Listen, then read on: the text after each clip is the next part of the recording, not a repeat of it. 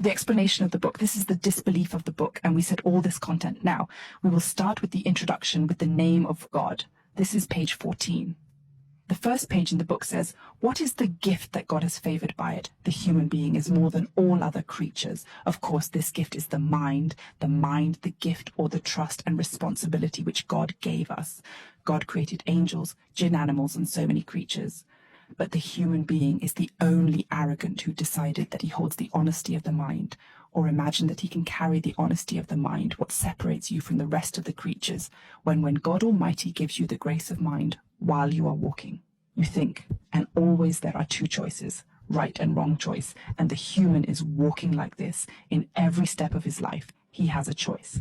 She will choose the right, or she will choose the wrong, while you think and decide on this basis. Then you walk a little bit again. You get the choice again. You want to choose the right one, or do you want to choose the wrong? And so on. Stop again. You will choose right or wrong once you chose right, once you chose wrongly. But who do you have the right to choose? You have the right to choose because you are the mind. You are supposed to control your mind. So for that, you have the right to choose. Okay, imagine if there are people walking and they want all people to follow them and do like them. But how will he make them do like them? If everyone has his mind that he thinks about, someone comes and says, he thought and said, I want to have the power. I want to be in control. I don't want to control a little bit around me, a family, for example, or a family or a country. No, I want to control the whole world. Okay, to control the whole world, what will I do if everyone in the world has a separate mind that thinks about it? So the result is that it controls the whole world. And no one can contest this authority. He must control the rest of the minds. All okay.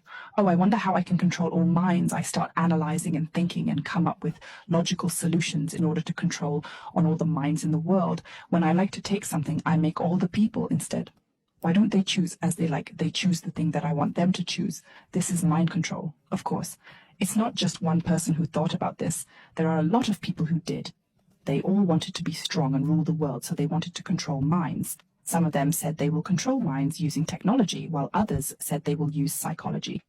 There are a lot of different ideas that we will write down in our book. There are a lot of people who plan on controlling the mind because they want to be powerful. Power is the mind, and the mind is the power. I have my mind, and I don't want anyone else to control it. I want to be the only one controlling my mind. Whatever is left, I need to face the methods they use. They follow these methods to maintain honesty. This honesty is not mine. It is a gift from our Almighty Lord. It is a gift from our Almighty Lord.